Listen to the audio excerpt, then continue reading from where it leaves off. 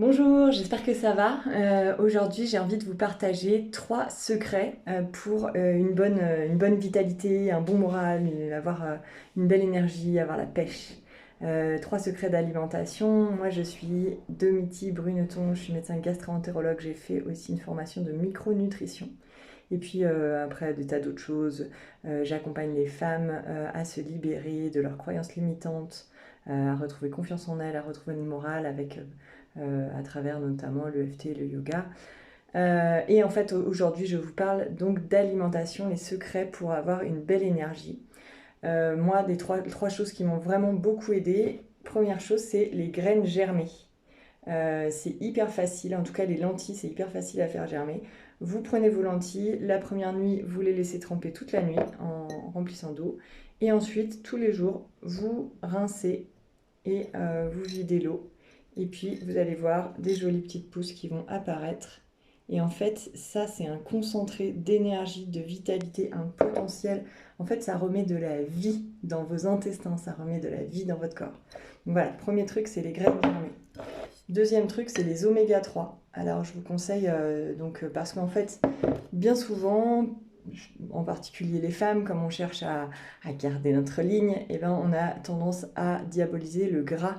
Et en fait, on a besoin absolument, pour toutes nos enveloppes de nos cellules sont constituées de lipides, donc on a absolument besoin de lipides pour le bon fonctionnement de notre organisme et de notre cerveau. Donc, et puis aussi au niveau digestif, si vous êtes carencé dans les bonnes graisses, il va y avoir des problèmes d'inflammation au niveau du tube digestif. Donc l'idée, c'est d'augmenter vos apports en oméga 3. Et les oméga 3, ça se trouve dans l'huile de colza. Donc il faut prendre à chaque fois des huiles vierges, bio, première pression à froid, pour qu'elles soient de bonne qualité. Donc soit l'huile de colza, l'huile de caméline, l'huile de lin. L'huile de lin, attention, il faut la conserver au frigo. Et vous trouvez aussi beaucoup d'oméga 3 dans les poissons gras, donc les maquereaux, les sardines, le foie de morue. Et le traditionnel foie de morue, nos grands-mères qui apportent en plus de la vitamine D. Donc ça, à consommer sans modération. Par contre, attention, il ne faut pas la faire chauffer. Vous rajoutez une, deux, même voire 3 cuillères à soupe d'huile. En particulier, si vous avez la peau sèche, ça veut dire que vraiment vous mettez le paquet sur les oméga 3. Et la troisième chose... Merde, c'est quoi la troisième chose? J'ai oublié ce que je voulais vous dire.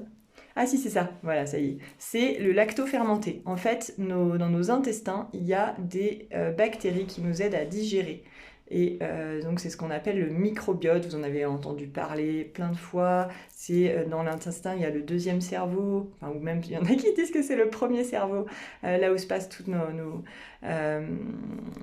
la digestion émotionnelle en fait, la digestion de nos événements de vie.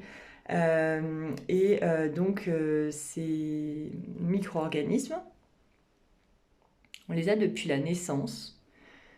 Et ils peuvent être altérés par différentes choses, et notamment dans notre société avec tous les détergents, avec tous les gels hydroalcooliques, avec tous les antibiotiques, avec tout le chlore. Je vous dis pas, notre microbiote, il en prend un coup. Au lieu d'avoir je sais plus combien on a de milliards de bactéries, il faut savoir que notre microbiote, ça représente plusieurs kilos.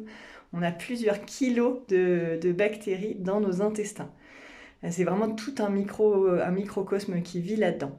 Et donc, vous voyez, ils sont sérieusement mis à mal dans notre société, donc il y a besoin d'en prendre soin. Et pour remettre de la vie dans le microbiote, donc c'est comme je vous le disais, les graines germées et des aliments qui peuvent les faire grandir, ceux qui sont déjà là. Donc ça, c'est par exemple les artichauts, les asperges.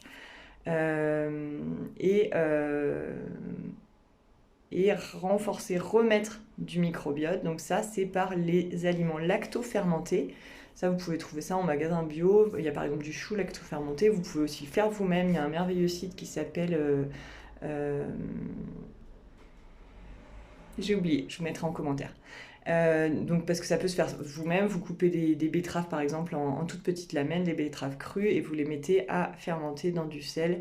Et après, vous avez vos propres lactofermentés. Donc ça, en fait, ça va redonner, vous savez, toutes les petites gélules qu'on a de lactobacillus, etc. Et dans les yaourts aussi. Ça, c'est du microbiote aussi. Enfin, c'est en tout cas des micro-organismes qui aident pour la digestion et qui peuvent favoriser un meilleur transit, un meilleur confort intestinal et même des effets à distance sur moins d'inflammation, par exemple articulaire. Parce que en fait, si le fonctionnement intestinal se fait mal, après l'intestin peut être poreux et laisser passer des toxines dans le corps. Voilà, j'espère que ça vous a plu. Vous pensez à mettre un pouce, un like, un commentaire, à partager et je vous dis à bientôt.